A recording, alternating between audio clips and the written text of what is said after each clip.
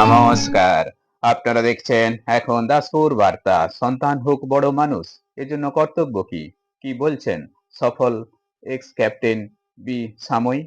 বাংলা সালতামামি অনুসারে 12ই আশ্বিন সোমবার মানব জ্যোতিষ্ক পণ্ডিত ঈশ্বরচন্দ্র বিদ্যাসাগরের 206তম জন্মদিন পালন অনুষ্ঠানে তার পূর্ণ জন্মভূমি বীরসিংহ গ্রামে বর্ণ পরিচয় সম্বর্ধনা গ্রহণ করে দারিদ্র্যের সাথে লড়াইয়ে সফল অর্জুন পুরস্কার প্রাপ্ত, এশিয়াডে পুরস্কৃত, অলিম্পিকে প্রতিনিধিত্বকারী দাসপুর 2 ব্লকের চাইপাট বেলডাঙ্গা এলাকার ভূমিপুত্র, প্রাক্তন ভারতীয় সেনা বিভাগের ক্যাপ্টেন, বর্তমানে বর্ধমানবাসী ভগীরথ সাময়িক কি বলছেন তা জানতে পুরো ভিডিওতে চোখ কান মন খোলা রাখুন এখন দাসপুর বার্তায়। বীরসিংহ থেকে রিপোর্টে শ্যাম সুন্দর দলই, সাথে শ্রীকান্ত কদম।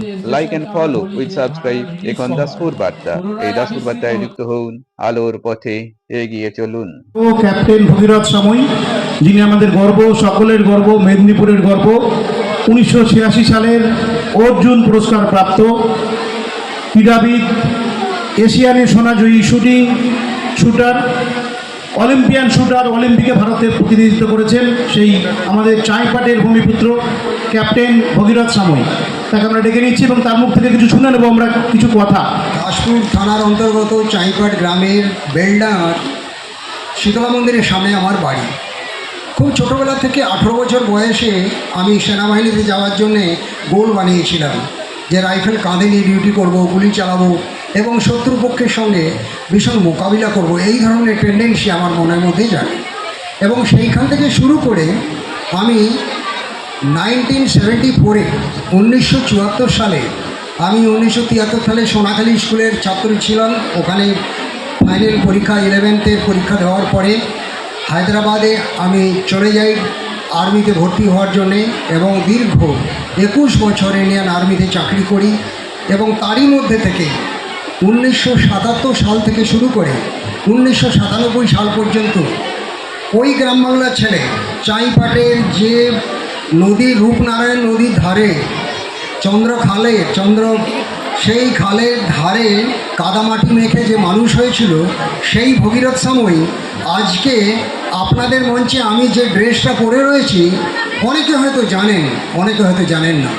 এই মেরুন কালারের ড্রেস, এটাই প্রেসিডেন্ট অ্যাওয়ার্ড 1961 সাল থেকে শুরু করে আজ পর্যন্ত এই ড্রেসকে নির্ণয় করা হয়েছে ভারতের অর্জুন পুরস্কার হিসাবে, সেই ড্রেস এটাই। এবং আমি 2 বার রাষ্ট্রপতি পুরস্কার পাই। কিন্তু পুরস্কারের আগে আমি আমার জীবনের কয়েকটা কথা বলে দিই আপনাদের। আমার কোনো ডিস্ট্রিক্ট, কোনো স্টেট, কোনো প্রি ন্যাশনাল কোনো কিছুতেই আমি পার্টিসিপেট করিনি। কিন্তু আপনাদের সুআশীর্বাদে বা মেদিনীপুরবাসী হয়ে আমার বাড়ির মা বাবার সুআশীর্বাদে বলুন, সবার আশীর্বাদে, ভগবানের আশীর্বাদে আমি ধীরে ধীরে একের পর এক 77 world Canada post of shooting চ্যাম্পিয়নশিপে অংশ নিই। ফার্স্ট হই আমি। 1978 ব্যাংকক ডিপ্লোমা পাই। 1979 ইউকে মনিলাতে পার্টিসিপেট করি আমি। 3টে ইন্টারন্যাশনাল খেলার পরে তবে আমি 79-এ ন্যাশনাল খেলি এবং সেই ন্যাশনালতে আমি 2 গোল্ড, 2 সিলভার, 3 ব্রোঞ্জ এবং 2 নিউ ন্যাশনাল রেকর্ড তৈরি করি। সেই রেকর্ড থেকে শুরু হয় আমার শুটিং জীবন এবং 20টা ন্যাশনাল আমি ভারতবর্ষে পার্টিসিপেট করি। 1997 পর্যন্ত কন্টিনিউ আমি ন্যাশনাল খেলি, যাতে 85 gold medal, 31 silver, 19 bronze, 52 India trophy আমি ন্যাশনাল লেভেল জয়েন করি এবং ইন্টারন্যাশনালে 1 গোল্ড, 2 সিলভার, 3 ব্রোঞ্জ আমি জয় করি। গোল্ড মেডেল হিসাবে ভারতের তিরঙ্গা ঝান্ডা, ন্যাশনাল ফ্ল্যাগ বিদেশি বুকে 6 বার উড্ডীয়মান করে আমি সম্মান এনেছি। সেই মেদিনীপুরের ভগীরথ সাময়িক। আমি আমাদের জেলা শাসক এসডিও সাহেবকে আমি ধন্যবাদ জানাবো। উনি আমাকে একটা সুন্দর চিঠিতে আমন্ত্রণ জানিয়েছিলেন। আমি খুব কৃতজ্ঞ হয়েছিলাম যে আজ 18 বছর বাদ দিয়ে দাও আমার জীবনের এখন আমি আপনার সামনে দাঁড়িয়ে কথা বলছি। আমার 68 এজ আমার চলছে, মানে 50 ইয়ার্স আমি জীবনে কোনো দিন এই মেদিনীপুর জেলার মধ্য থেকে কোনো সম্মানিত হয়নি। এবং আজকে আমাদের এসডিও সাহেব আমাকে ডেকে এবং দিবাকর সাহেব এবং স্বরূপ সময়ের সহযোগিতায় এটা একটা মানে আমার লাইভ টেলিকাস্ট টিভিতে যেটা হয়েছিল সেটাকে দেখেই ওনারা উদ্বুদ্ধ হন এবং আমাকে এই মঞ্চে ডাকেন। আমি এখানে পৌঁছে গেছি। আপনাদের বসে থাকা মা বাবার উদ্দেশ্যে দু চারটে কথা বলবো আমি। দেখুন, ছেলে মেয়েকে বড় করতে হলে আমি ওই গ্রাম বাংলা থেকে জীবনে কোনোদিন রাইফেল দেখিনি। রাইফেল কখন দেখতাম জানেন? দাসপুর থানার থেকে আমাদের চাইপাটের উপর দিয়ে কেউ গোলায় দড়ি দিয়ে মরে গেছে, কেউ জলে মরে গেছে, সাঁতার কাটতে গিয়ে কিছু, তখন পুলিশের গাড়ি যেত, সেই পুলিশের দিকে রাইফেল কাঁধে দেখেছি। কিন্তু আপনি ভাবুন তো, 19 বছর বয়স থেকে শুরু করে, এটাকে বলে ট্রিগার ফিঙ্গার বলে এটাকে, এই ট্রিগার ফিঙ্গারে লক্ষ লক্ষ লক্ষ গুলি চালিয়ে ন্যাশনাল থেকে শুরু করে অলিম্পিক, ইন্টারন্যাশনাল মেডেল উইন করে ভারতবর্ষের সম্মান এনেছি সেই মেদিনীপুরের দাসপুরের ভগীরথ সাময়িক। আজ আপনি আপনাদের এই কাছে আমি বলছি, আপনাদের ছেলে মেয়েদের উদ্দেশ্যে দু চারটা কথা বলে যাব। ছেলে মেয়েদের দিকে প্রথমে তাদের গোল নির্ধারণ করুন। প্রথমে দেখবেন আপনার ছেলেরা 7 বছর 8 বছর বয়স হয়েছে, তাদের দিকে গোল নির্ধারণ করুন যে আমার ছেলে কোন দিশাতে যেতে চায়। মানে সে ক্রিকেট প্লেয়ার হতে চায়, ফুটবল প্লেয়ার হতে চায়, আইএএস অফিসার হতে চায়, ইয়া আর্মি অফিসার হতে চায়। তার ট্যালেন্ট কোন দিকে যাচ্ছে, সে কোন দিকটা ভালোবাসে, গান বাজনার দিকে, ওকে গো থ্রু দ্যাট ওয়ে।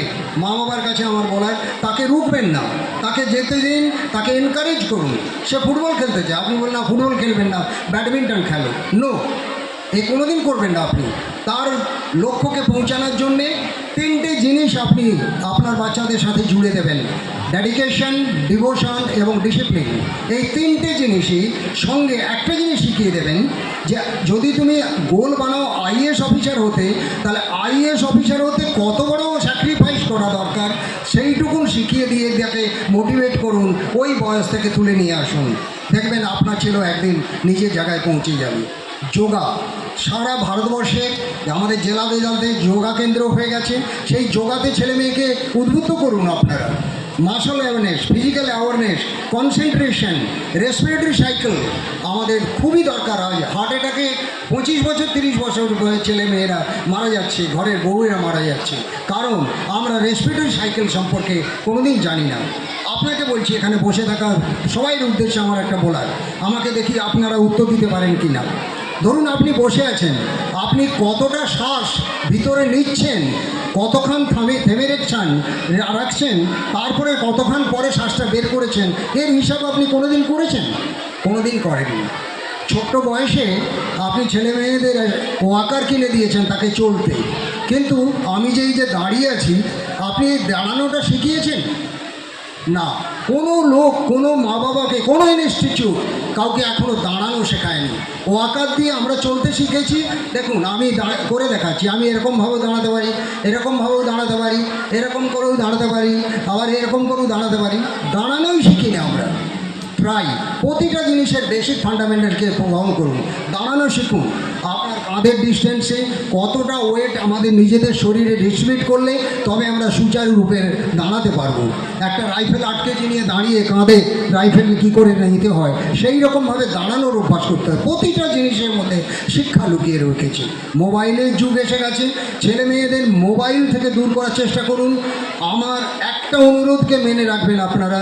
আমি খেলাড়ি হিসাবে মেদিনীপুরের ছেলে হয়ে বলে যাচ্ছি, রাত্রেবেলা কোনো 6, 7, 8, 9, 10, 11 ছাত্রছাত্রীদের হাতে মোবাইল দেবেন না। মা বাবার কাছে কাস্টডিতে থাকবে। মোবাইল আমাদের ভালো যুগ এনেছে। 1998-এর লাস্টে 2000 সাল থেকে আমাদের স্যালোফোন ছিল, মোবাইল শুরু হয়েছে। তারপর থেকে এই ছোট কম বয়সী মোবাইলের যে আবশ্যকতা পড়ে গেছে, এর থেকে দূর করুন। পড়াশোনা, কনসেন্ট্রেশন ডেভেলপ করার চেষ্টা করুন যোগ দিয়ে। আমার বেশি আর বলার নেই, আপনাদের কাছে একটাই বলার, যে জায়গাতে আমি বাস করেছি, মনে রাখবেন এখানে সাররা রয়েছেন, অনেক বয়সী রয়েছেন। পূর্বের দিনে আমাদের মেদিনীপুরে ঝামা তৈরি হতো, ইটের ঝামা, কালো কালো ঝামা, যেগুলো ইট পগ মিলে হয়। সেই ঝামাকে ভেঙে 1 টাকা টিন বিক্রি হতো। আমি আমার দাদা ওই চাইপাটের বুকে 1 টাকার টিনে বিক্রি করে হাত দিয়ে সারা দিন হাতুড়ি মেরে পয়সা ইনকামে বাবা মায়ের হাতে দিয়ে অলিম্পিক খেলেছি, আর্মির ক্যাপ্টেন হলাম এবং দেশ বিদেশের মধ্যে একটা জায়গায় পৌঁছেছি, যার জন্যে আজ এই মঞ্চে আমাকে বর্ণ পরিচয় সম্মানের সম্মান। আই এম ডিজায়ার, আমি ডিজায়ার, আমি ব্রোকার বলছি, আমার অধিকার। আমি প্রচুর সুনাম পেয়েছি স্যার, আপনি বিশ্বাস করবেন না। দুর্গাপুর আসুন, আমার বাড়ি এখন দুর্গাপুরে করেছি, এখানে বাড়ি আছে, আসা যাওয়া। এখানে জল ছিল না, এখানে একটা চান করার জল নেই, গরু বাছুর চান করে, সেই বাড়িতে জল করতে চান করতে লোকেরা গালাগালি করতো। বলতেন এক কোমর খালের জলে, চন্দ্রপুর খালের আগে মাটি খুঁড়ে এক মগ জল তুলে টয়লেট যেতাম। 1995 সালে কথা বলছি, 1988 সালের কথা বলছি। আর্মি লাইফের লাইফ রাজার মতো লাইফ। সেই অফিসার থেকে এসে চাইপাটের বুক থেকে মাটির থেকে জল তুলে মগ নিয়ে শৌচালয় করা এটা সম্ভব ছিল না। এইসব ভেবে গভর্নমেন্ট অফ ইন্ডিয়া আমাকে জমি দিয়েছে দুর্গাপুরে, তাই আমি বসবাস করি। মেদিনীপুরের লোক আমাকে চেনে না স্যার বললেন, বিলকুল ঠিক। 1984 সালে রূপক সাহা আনন্দবাজারে ছাপিয়েছিলেন। 2 নয় 3 জন আছে বাঙালি অলিম্পিক দলে। বলে রাখলাম, পড়বেন আপনারা, জেনে রাখুন আমার কাছ থেকে। আমি কোনো মিথ্যা কথা বলি না, আমি তো মেদিনীপুরের ছেলে, আমি খুব সত্য কথা বলতে জানি। এবং সেই সত্যর জয়ে আজ ভারতবর্ষে আমার নাম চারিদিকে। আপনি সেকেন্দ্রাবাদ যাবেন, সেকেন্দ্রাবাদ রেলওয়ে স্টেশন থেকে 12 কিলোমিটার যান বেগমপেটের দিকে, ভাগীরথ শুটিং স্টেডিয়াম, আমার নামে স্টেডিয়াম।